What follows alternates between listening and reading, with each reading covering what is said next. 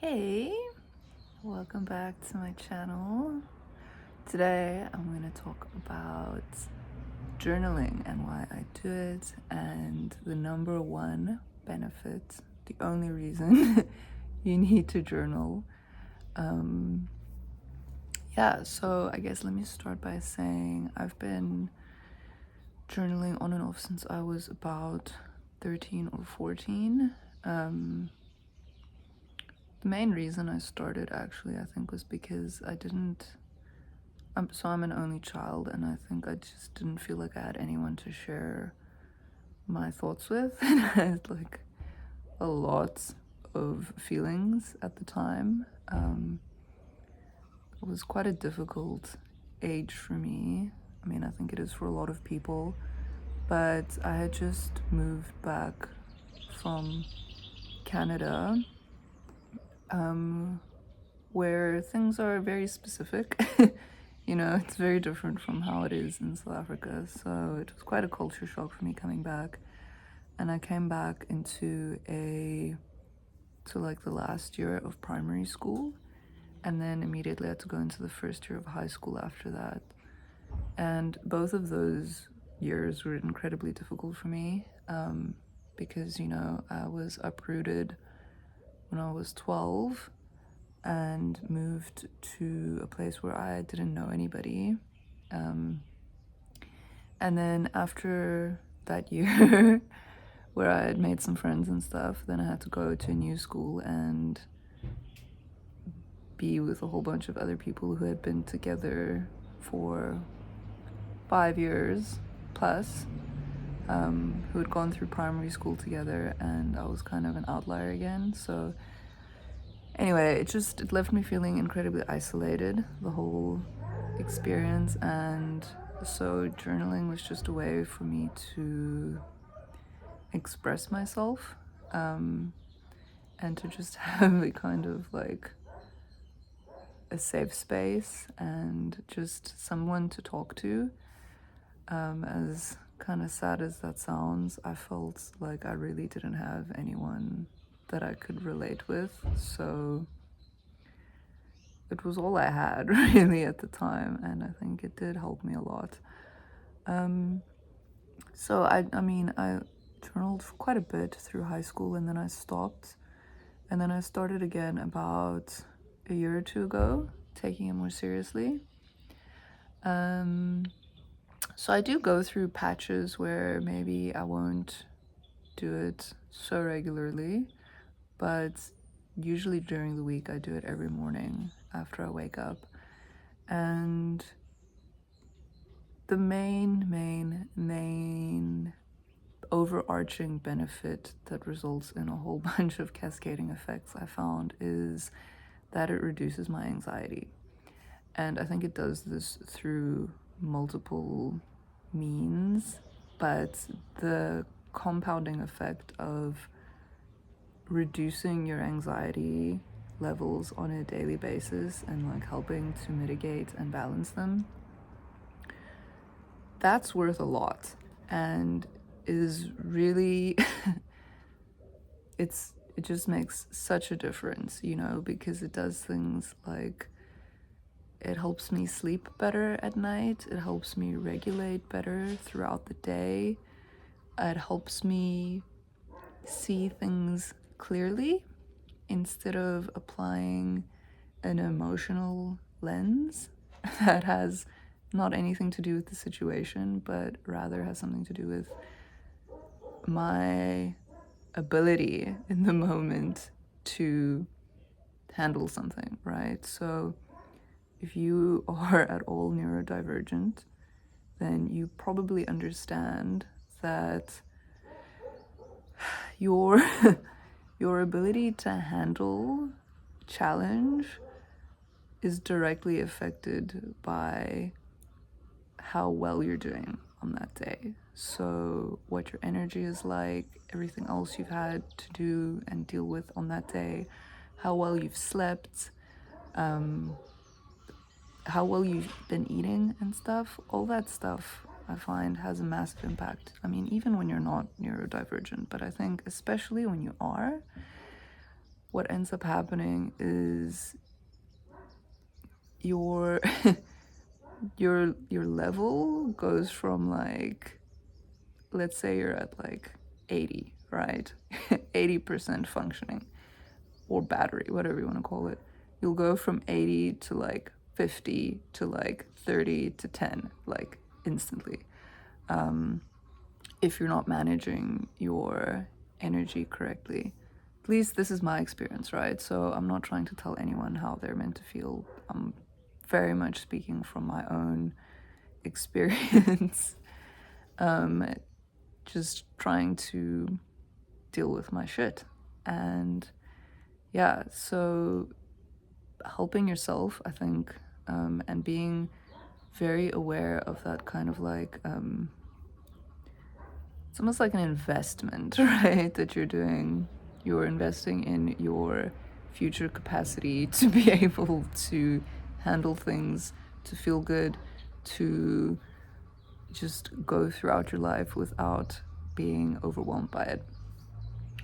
So, taking it back to journaling, I think the way it reduces my anxiety is by giving my thoughts a place for themselves to express fully without any kind of censorship or judgment.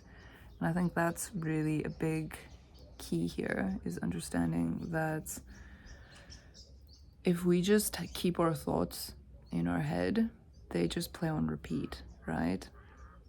And I find myself judging myself often for having thoughts that I do have, but in the same way, I'm like unable to control them.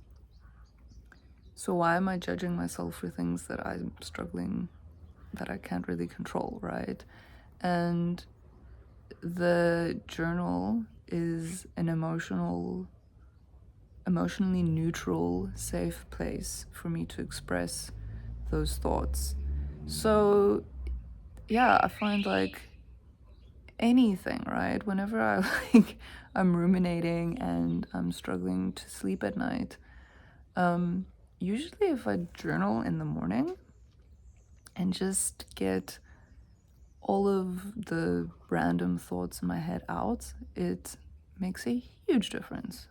It's just like emptying your cup so you can fill it again. Emptying it from the dirty old water from yesterday, the dusty water from yesterday, and pouring a nice fresh new cup. Getting distracted by the birds flapping around here. I hope that makes sense. Yeah, like it's hard for me to express just how helpful this practice has been to me, and I think I didn't realize really until a few weeks ago when I stopped for about a week, and then I started having all these like symptoms of latent anxiety, such as not being able to sleep properly, getting overwhelmed more easily, my emotional intensity was harder for me to regulate.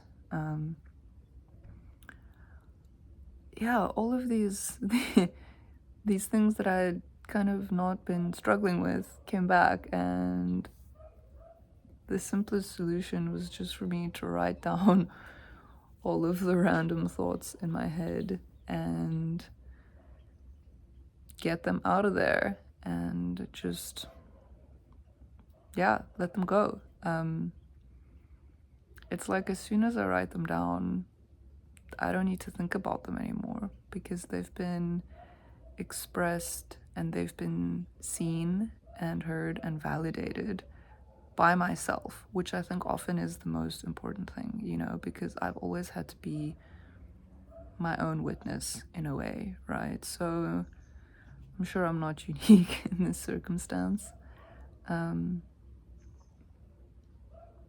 Yeah, you know, it can be really lonely, but we can also learn to be there for ourselves. And I think that's really valuable because we don't always have somebody else that we can rely on, as sad as that is. And, you know, my hope is to establish a strong community where I don't feel alone like I have in my life before.